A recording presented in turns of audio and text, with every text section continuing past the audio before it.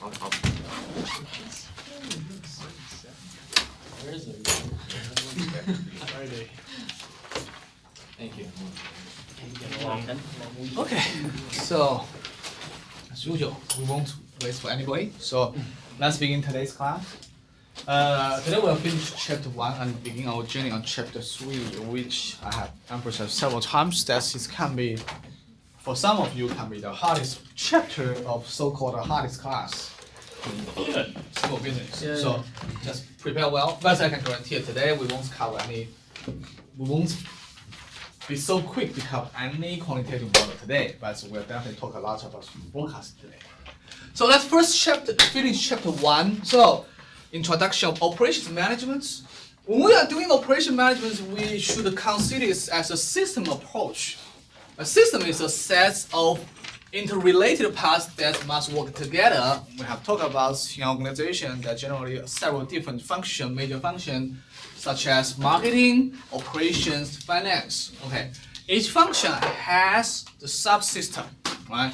That's why we spend one semester on operations, but still can't cover all the functions, right? Similar for marketing, finance, probably you have to spend several courses to cover the subsystem, right? So for the system approach, it emphasizes on the interrelationship among different systems and the collaboration between employees in different systems is very important. And usually the whole is greater than the sum of its parts. So we want to get results 1 + 1 greater than 2, okay, by work together with different systems. But the problem is that in many organizations we do get 1 + 1 less than 2 because there are conflicts among different subsystems. That makes sense. Like finance and marketing, usually they have some conflict because finance say, okay, we want to control budgets. But marketing, promotion, discounts, events, all of them need money. So that can be a conflict. Similar operation, we also have some conflicts with them. For example, we say we want to have a very stable production plan. So we like that, right? We want our production level every week 1,000, right? That's very easy to schedule inventory. But the problem marketing is, okay, we want to boost our sales. Let's have a promotion next month. Then you have to adjust your capacity, your schedule, or maybe you want to have some temporary worker. Just increase your burden, right? But marketing, they say, we want to boost our demand. We want our brand to be known by everyone. Then you have to adjust. So definitely, even in the same subsystem we are talking about that, okay, even forecasting, inventory, scheduling, they have some conflicts, right? So we do have conflicts among different subsystems, right? So that's we have to solve. This is not an easy way to solve the problem because the conflicts there forever for any organization. For us, even we are in the family, we also have conflicts with our wife, husband, the children, parents. That's for sure. But we have to work together to solve that. So if you let's talk about operation management. We'll discuss that forecasting in 10 minutes. In many companies, they have an S&OP forecasting, which can be the fundamental forecasting. Usually S&OP forecast like 1 year or 18 months forecast, so pretty long-term forecasting. How do they get this forecast? Anybody know what does SOP mean? S&OP? Sales and operation planning. If my memory is correct me if I'm wrong, I can double check that. But S&OP forecast is a group forecast. It's not just done by operation guys. Usually when we talk about like short-term forecast or accurate forecast, it's done by operation guys because we know better. Hopefully, we know better than finance guy or marketing guy on demand forecast. But an SOP forecast is a collaboration work because it's sales and operation planning. So it's definitely involve finance people, marketing people, operation people, sometimes even human resource people. So we work together. Usually at the end of the year or beginning of the year, we want to make a forecast for at least like 12 months. Well, everybody knows that if you make a forecast for 12 months, it can't be so accurate. But we will discuss in next chapter, I also mentioned now that sometimes you lead long-term forecast. You think about it, you lead some decision you have to make in advance. Even the weather forecast, some departments or some people lead the forecast for next year. I know it's useless for us, right? But for some people or some big project, they do lead that forecast. Even it's not so accurate, but you need to get some forecast. So that's the reason, as the beginning of the year or at the end of the year, many Fortune 5 company, they do S&OP forecast. Well, it can be not so accurate, but it's a fundamental step, and it's done by the collaboration among different subsystems. Even ideal situation, even when we do the short-term forecast, we should collaborate with marketing, with finance. But unfortunately, they don't have time, and we don't have time because everybody has a daily job. So it's hard for every day you work with marketing or finance. Ideally, it should happen, right? We should work together, okay? But at least for this important decision at the beginning of the year, we work together. Hopefully, we get 1 + 1 greater than 2. That's the results. We'll discuss more why we do them when we make the forecast in the next chapter. Ethical issues in operations. I think you guys already have several courses cover the ethical issues in management, like Management 3016, Human Resource Management. Right?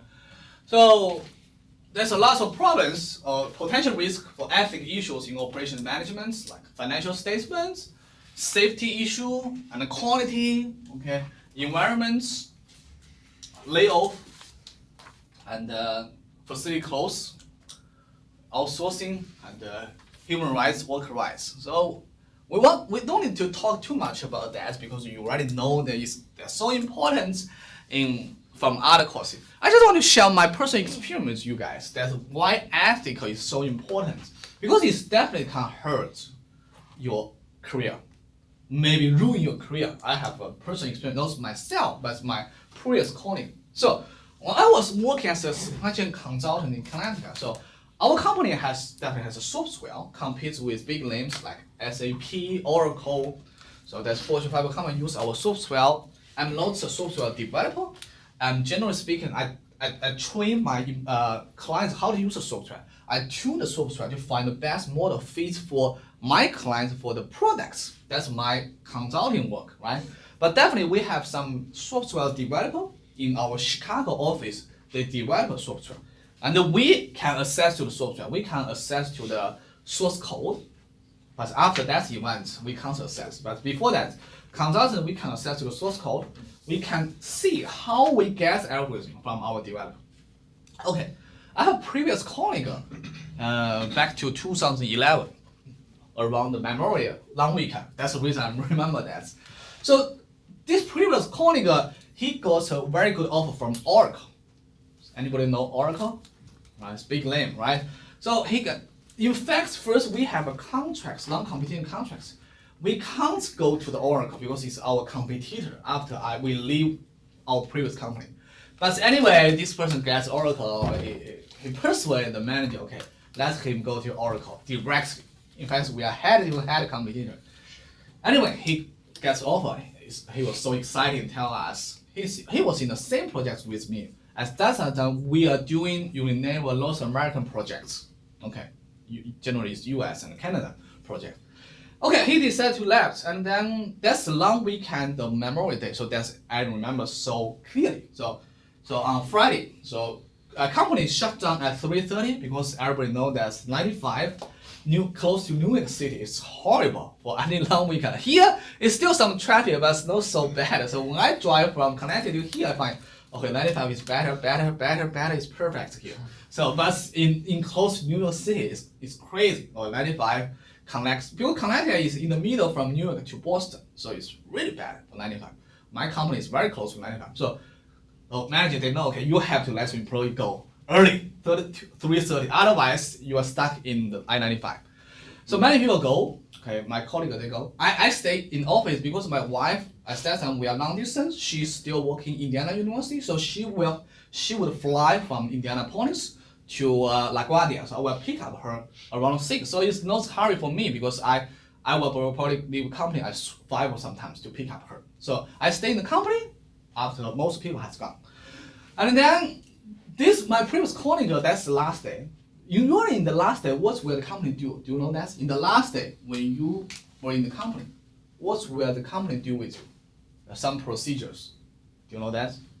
Like non-compete and stuff like that. Non-competes, probably those the last day. Last day, usually you have the exit interview. Exit interview.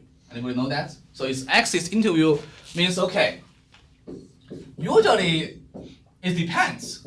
This interview can be turns out very bad experience or very good experience. I have seen my previous colleagues, one colleague that when he left company, he really angry. he was really angry when he left company. Okay, he has there's another colleague. He has talked with our human resource department chair in a conference room, but it's a glass, so everybody can see that he talking in that way. Okay, beginning the talk, and then he do that way. This is my last day. Who cares? That's his attitude. I don't suggest you to do that way, because the reason is that maybe sometime in the future you need a reference letter from your previous employer. Yep. Maybe sometimes you never know. Well, my idea is that okay, even I have some opinion with my previous employer, probably you have. Otherwise, why you leave, right? Probably you have some opinion, right? Otherwise, probably you will stay there forever, right? Probably you have. Why? Let's have a sweet goodbye with others, right? Just say something good. Let's all remind them. When I had access into, I had a very pleasant talk with my human resource manager. Well, I had a lot of reason why I leave the company. I said, oh, so good. This provided first full-time job when I came to the United States. I got a lot of experience with Fortune 5 company clients. That's all true. That's all true. I didn't complain. Okay, hard working, no payments. Everyone know that. Who cares, right? But I still say something. I say maybe we should increase the compensation for our employer because most of us are master or PhD degree. You can think about recession has passed. Okay, they get much higher payments outside, but here it's low pay. Anyway, you have a good relationship. But this colleague, when she come back to the Memorial Day long weekend, when he has exit interview, I find the atmosphere is really becoming more and more serious. And finally, not just human resource manager, director of consulting, IT department head, they all come together. They move to the big conference room. There are probably only 3 or 4 people left. Me and some other guy left. It's become very weird because I have seen so many exit interview people left. But never see that. And then they call our CEO. CEO is also on site. My CEO, CTO in Chicago has big conference room talk. Okay, around 5, I almost will go to pick up my wife in LaGuardia, and I find 2 cops car parking in the front of our building. We are in the 6th floor. So I say, oh, something wrong. I need parking tickets or speeding. That's no way speeding. It's dead end. But that's 2 cops car parking in front of our building. After 5 minutes, 2 policemen come out. Okay, get our colleague outside. And then there's rumors, probably spread by me. Okay, but that's weekend. All rumors spread out in the whole company. And on Monday, my CEO, he has to clarify what's happened.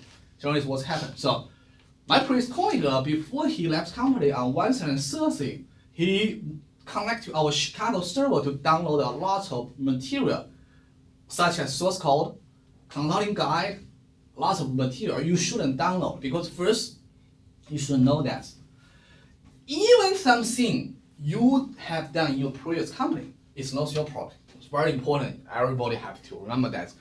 If you do that in the university, it's your problem and it's also my problem.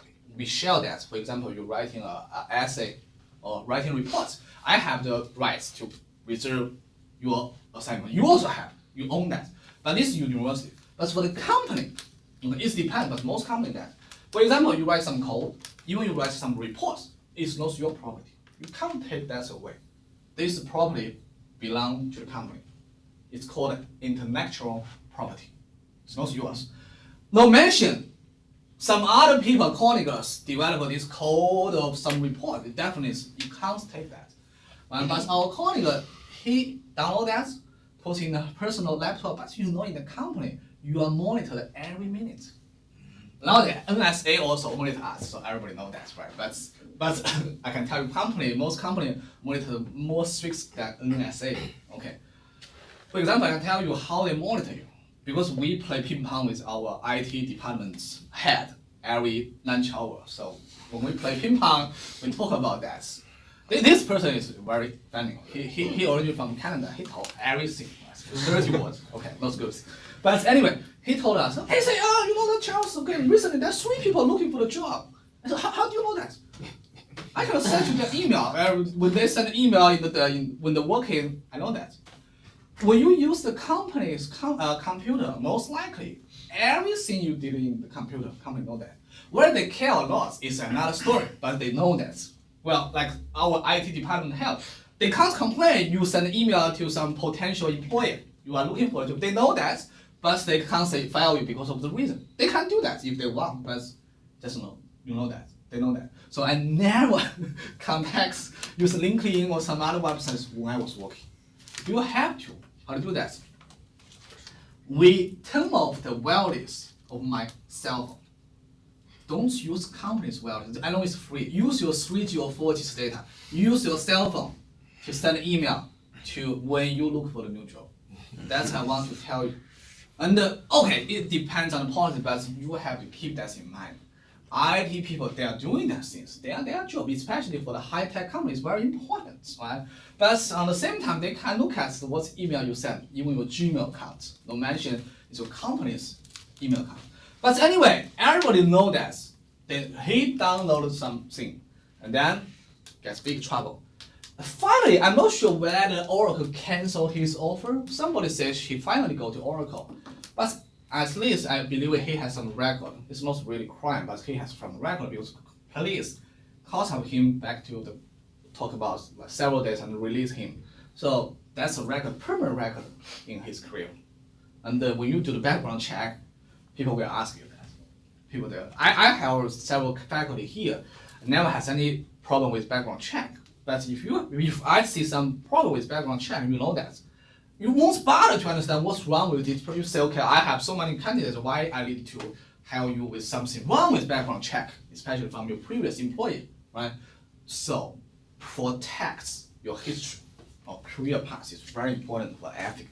If the real problem can happen to win your career, even my previous colleague, he gets a very good offer, at least 6 figures salary from Oracle, but I don't think he has very good results after that.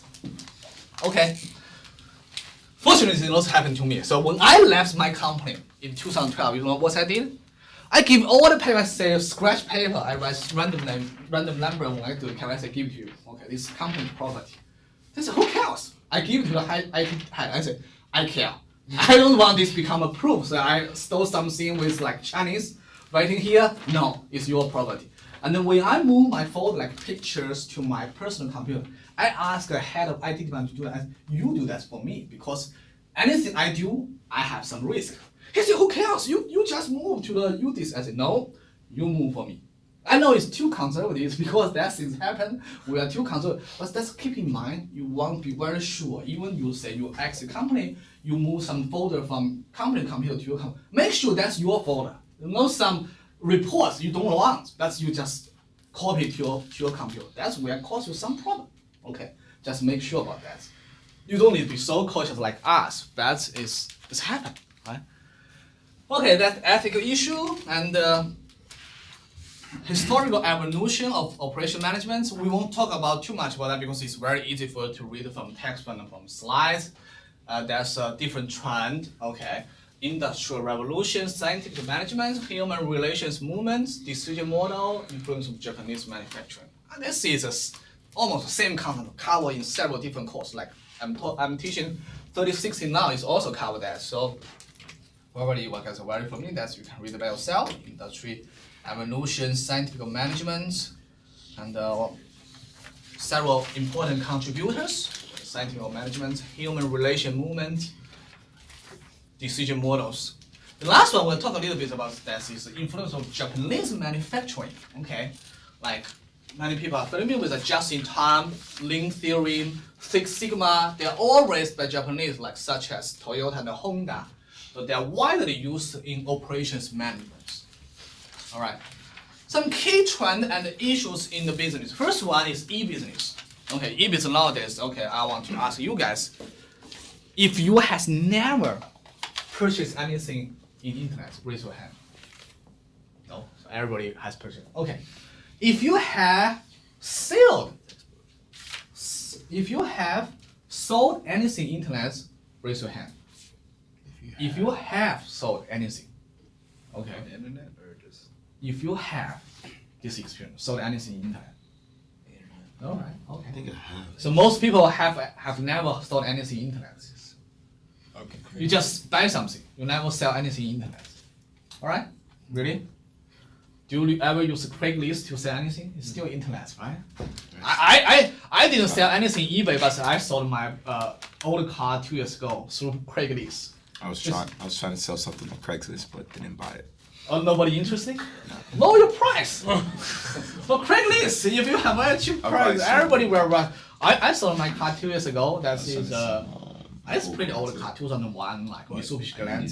I list the price 1,500. I receive 5 calls every day. 5. Can you sell to me? I'm eager, but yeah. Anyway, I sold that in 1 week. So as long as your price is low, I think it's very easy to sell in Craigslist. So now you can see that at least everybody use internet for the e-business purchase, right? And many of you in the future probably will sell something or do some business through the internet.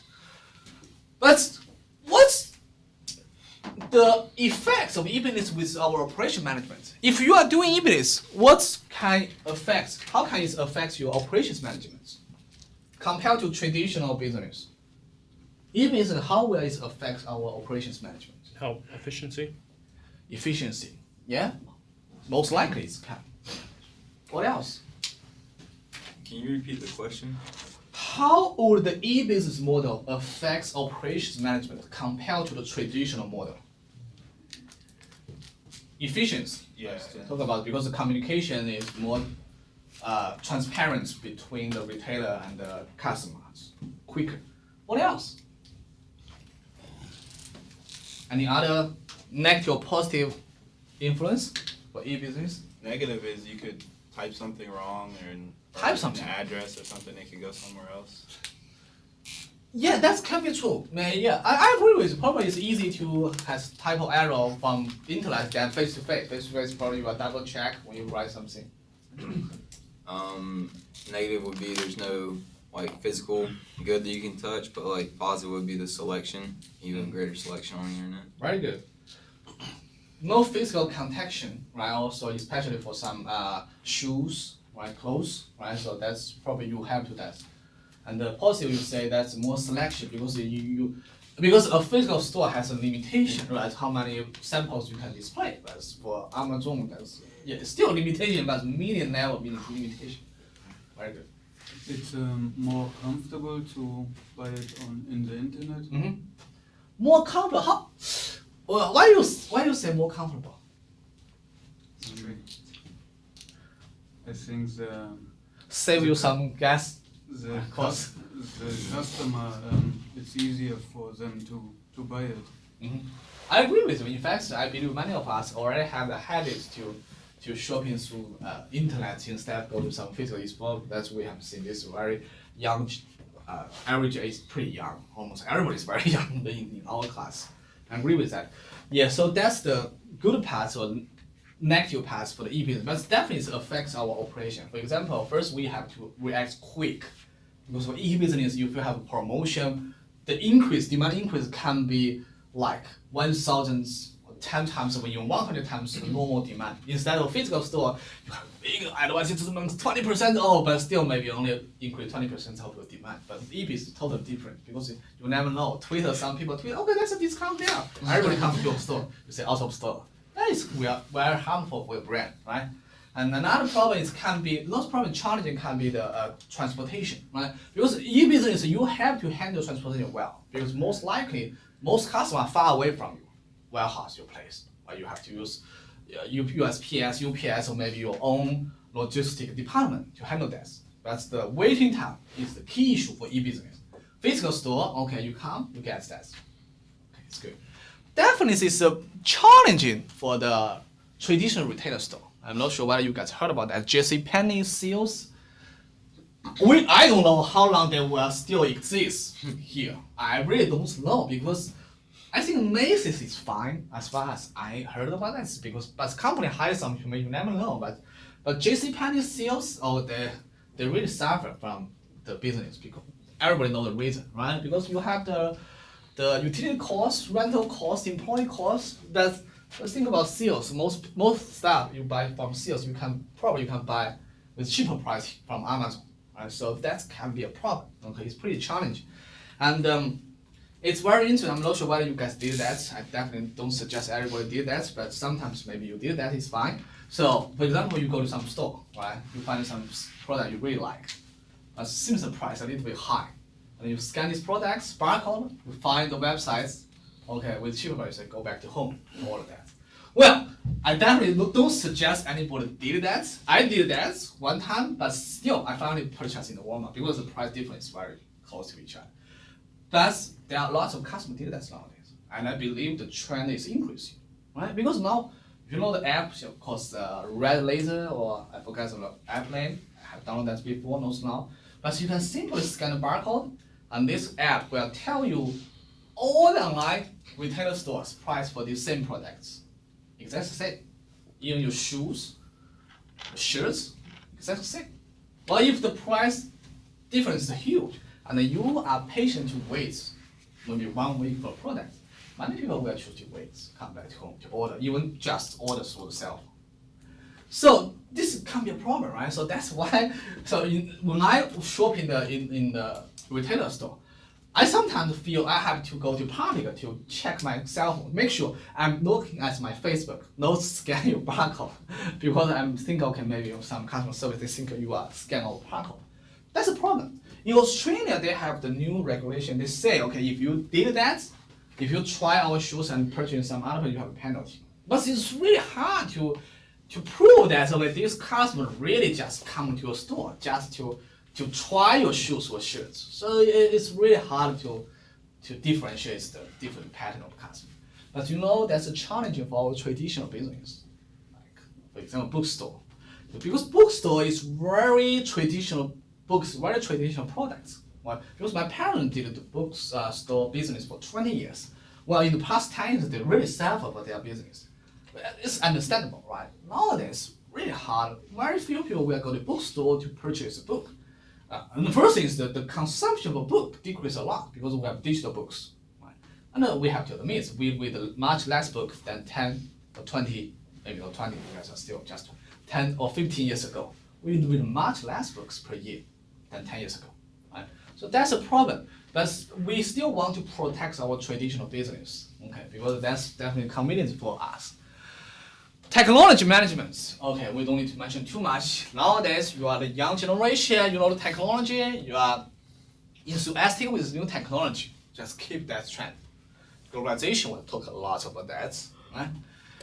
Supply chain, we'll discuss that in chapter 15. Very, very important, and the job related to supply chain will give you very good payment. Outsourcing, agility, ethical behavior. Okay, the lead to manage your supply chain management. Well, there are several reasons why we have to manage supply chain very well, especially nowadays. Because the fluctuation of inventory level, right? We have to have a very reliable supplier so we can fulfill our inventory very quickly. Stock out problem. Okay, we'll disappoint our customer if we have stock out. Late delivery, especially e-business, okay, late delivery is definitely a problem, okay, and the quality issues. So that's why we have to manage our supply chain very well. Supply chain management has several different elements, customers, and we have to have a good forecasting, time and volume, discuss. 2 minutes, design, okay. We want to know what is really the function customer wants, the features customer wants from our products. Capacity planning, processing. Inventory purchase, supply, location, logistics. We'll discuss all of them in chapter 15, so don't need to go so deep to that. So that's the end of chapter 1. Okay, any questions or comments for the chapter 1? I hope we have gone through chapter 1 together. We have a brief picture on what we are learning in this semester, and hopefully give you some interest on this course. Okay. Now we are going to somebody so-called hardest chapter in the hardest class, chapter 3. Forecasting. Before I go to forecast, I want to ask you guys, okay, give me some example of forecast you have heard about every day. Weather forecast. Huh? Weather forecast. Oh, I just meant like predictions in general. Yeah, prediction. Okay, I'm talking about like weather forecast. Oh, What's okay. the details? Some type of forecast. Weather forecast. What else? You are only interested in weather? Huh? Brad? Financial forecasting. Financial forecasting. Since it says some financial forecast, probably it has, but I'm not familiar with that. Probably it has.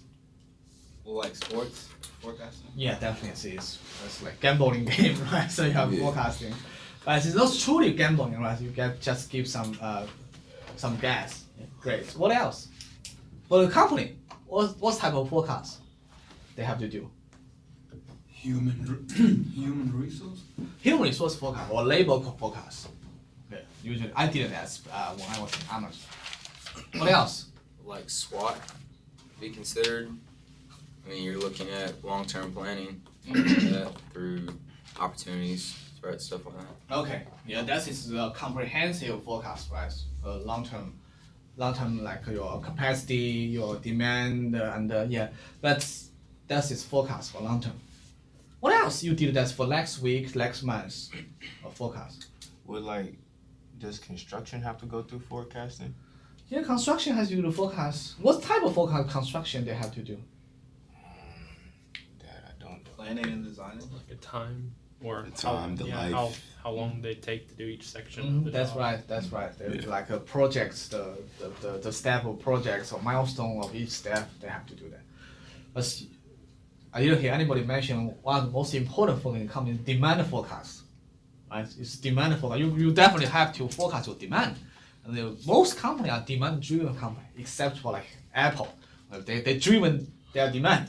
But most companies are demand-driven, so demand forecast is very important. And some other forecast, very important one you have mentioned, like labor forecast. Because you have to make the forecast how many people you lead by week or by month. Whether you want to lay off someone, unfortunately, or you want to help some people, right? You also want to schedule correspondingly to different group of people. So that's you can see that we have so many forecasts, and definitely for different variable or since interest, we use different models or method for the forecast. We'll talk about a little bit in the future 2 weeks. But let's first go through the outlines what we are learned in this chapter. We'll discuss the elements of good forecast. Okay, how to do the forecast? Steps. We'll also discuss 3 quantitative forecast techniques and advantage and disadvantages. And we'll talk about difference between qualitative and quantitative forecasts. Several models will be covered in this chapter include average, trend, seasonality, regression. Okay. And 3 measurements of forecast accuracy will be introduced at the beginning of this chapter.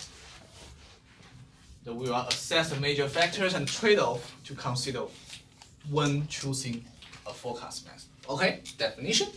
So forecast, by definition, very straightforward. It's a statement about the future value of a variable of interest. I want you guys to pay attention to that.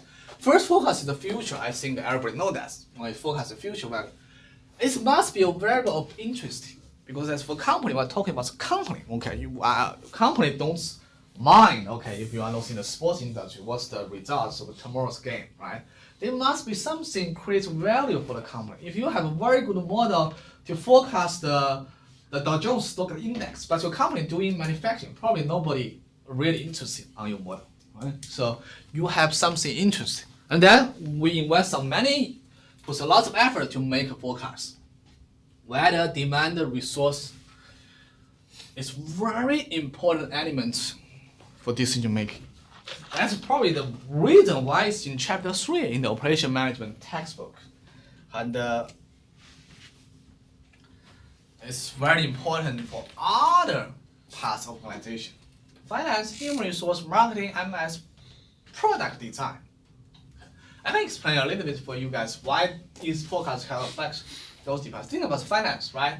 So finance department and finance control. If your demand is increased, finance department can say, I will trust your demand will increase year by year. Then finance department has to reserve some money for like investments of advanced machine investments to hire more people. So that definitely affects finance department.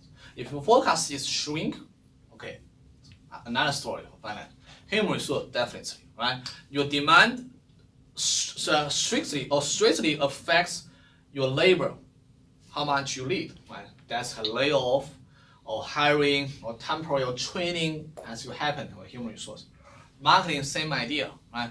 Okay, if your demand increase, probably you don't need to do too much a different strategy. If your demand increase, you have a strategy to keep this increase trend for marketing. But if your demand is decreasing, then the strategy can be different for marketing, right? MS, same thing. Okay, product design. When you see your demand, you change your design. Okay, use the good parts for the previous experience. So there's some other parts of organization affected by your forecasting, most likely from your operations department. I want to ask you guys for this question. So there's some other activities or functions in our operations management. They are also affected by the forecasting. Give me some example. Some other functions, activities, and the operations subsystem, they are affected by forecasting. When you work in that department or function, you have to use forecasting information. Give me some example, please. You asking for departments or pieces of the operation? Yeah, anything you call that piece of operation department. It depends on company. Some company have departments for like scheduling. Some company don't have department, just a piece of function. It's fine. Give me a piece of function or whatever you think about. Well, it'll affect your entire supply chain. Yeah, supply chain, definitely supply chain are strongly affected by the forecasting. Right? You have to order from your supplier, while it really depends on your downstream customers' demand. Right? Great. What else? Beyond supply chain department or function. Any other function or activity? Just look at this, the contents, chapter list, you will find a lot of chapters affected by forecast. But when you talk about it, you have to explain to me why they are affected by forecasting.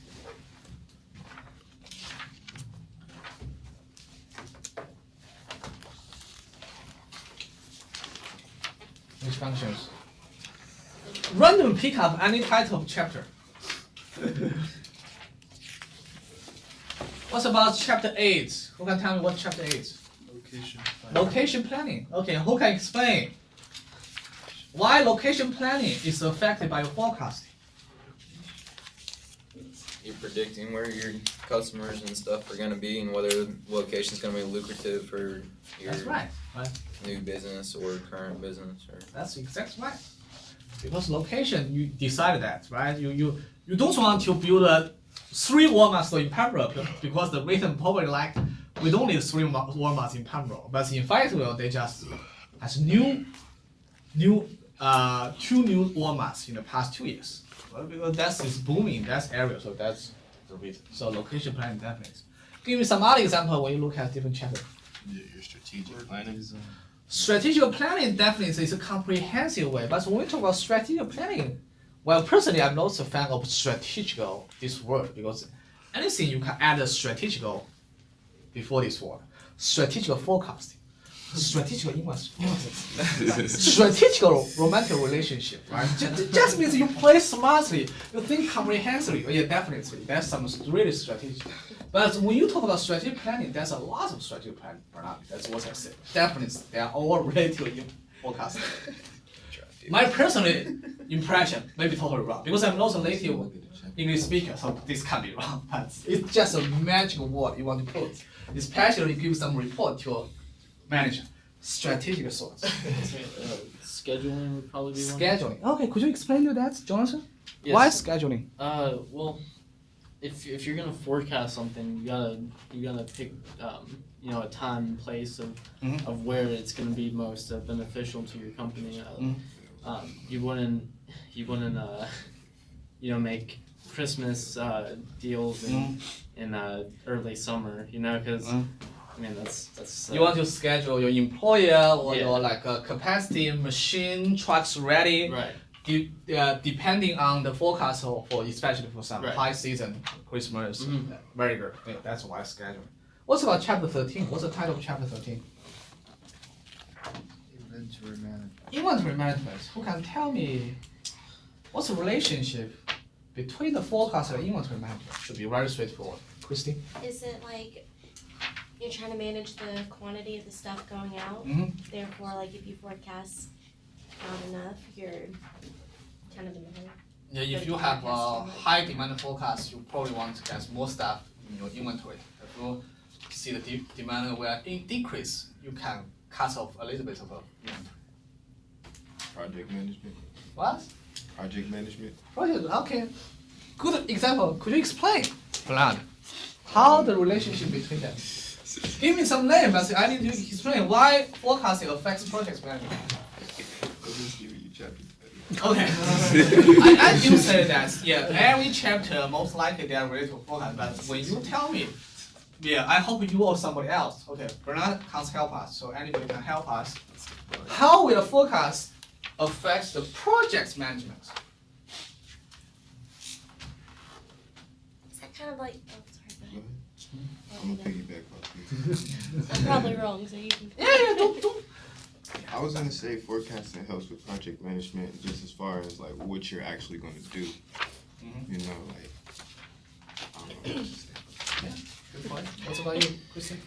I was gonna use like the fashion industry as like an example, how they kind of forecast like, you know, what the next trends are gonna be. Mhm. If you forecast that wrong and nobody ends up buying that product, then you've got a bunch of That's right. product in stock That's that right. nobody's. Yeah, one thing I can think about is a very big example. One thing to project forecast that, okay, your project sometimes you have to adjust, depends on the change of the forecast, right? Because you think, okay, my project, let's think about that, okay. If you are doing the construction industry, you build several houses, right? We are very familiar with that industry, real estate, right? We are building houses.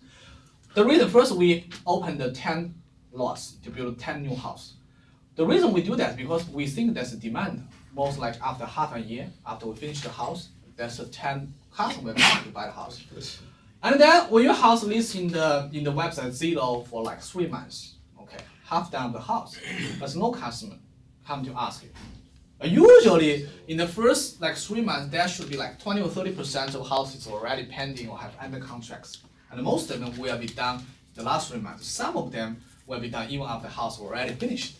But if there's nothing happened in the first 3 months, many companies they will slow down the projects, right? Adjust the process. Because the reason you continue to invest, but nobody look at your house. That's the problem. And you don't want this house built finished that stay there for 1 year. Nobody want that. You want the house is pending, it's not finished or just finished. So they will slow down that. So definitely the forecast will affect the pace of project management. Okay, almost every day or every week, every month. Okay, and also definitely the beginning of project when we set the goal projects, when to finish the milestone, it depends on our forecasting. Why you want to finish in 6 months? Why not 8 months? Why not 5 months? Really depends. For example, we purchased a house last year. Yeah. We purchased this house. We purchased the house very early. It's in fact half a year ago or 4 months ago. It's like November 2013. Okay, that's only a floor plan. They're doing the foundation, there's no house at all, but I just saw the floor plan. I really like this floor plan, I really like this location. I say, okay, I want this house. So the initial closing day is the mid of April. If they follow their projects, okay, they follow their project initial step. But since we are already under contracts, there's a very potential demand customer there. Unless any drama happen, these customers will left. I'm already there, so they carry on. They finish the house on early March. Finish house 1 month, at least 1 month early.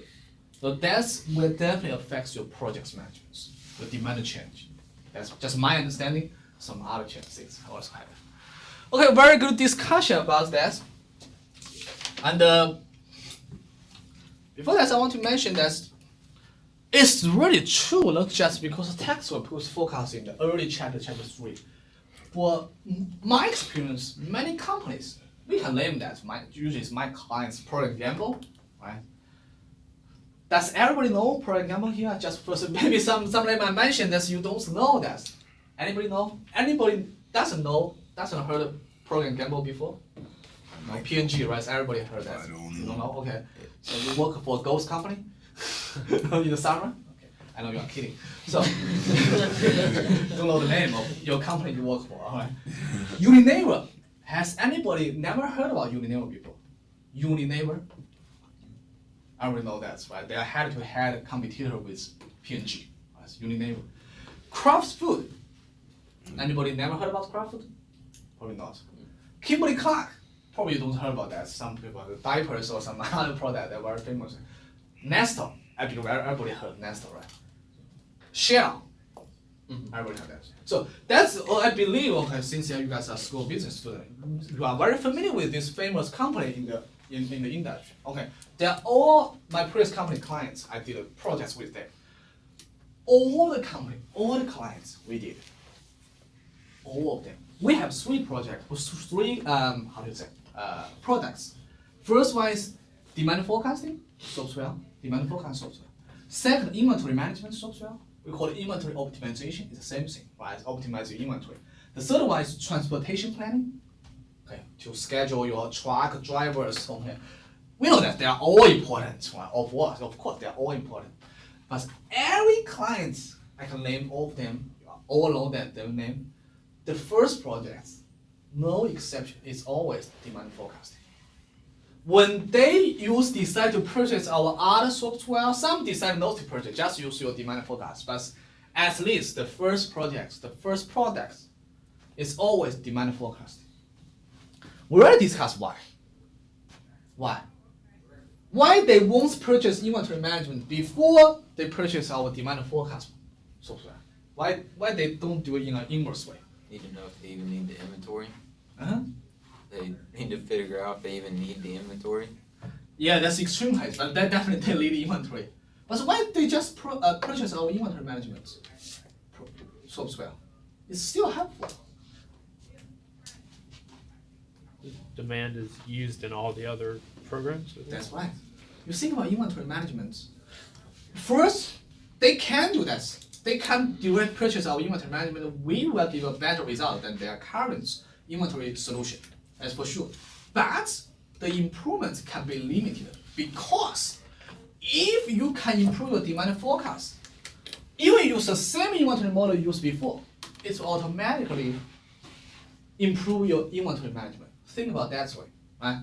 So if nowadays your demand forecast accuracy is 70%, right?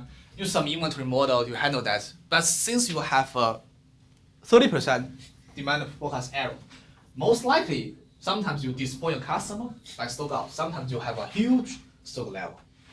Even use the same inventory. If your demand forecast accuracy improve from 70% to 90%, what's happening in inventory?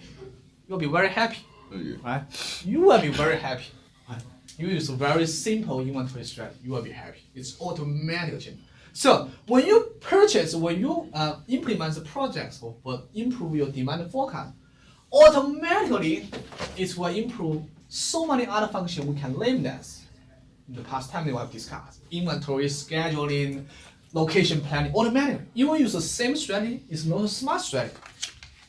You will improve that. But if you just work for the inventory management, just work transportation planning, you have very poor demand forecasting. Well, no matter how fancy of your model, how hard you work for the inventory department, still you will get very poor results. If you only have say 30% accuracy of demand forecast, really bad.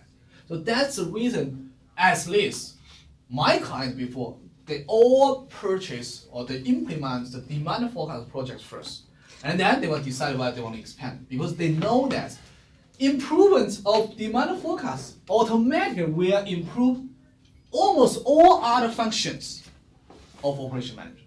That's why it can be the hardest chapter of this article because it is, if not the most, one of the most important functions of operation management.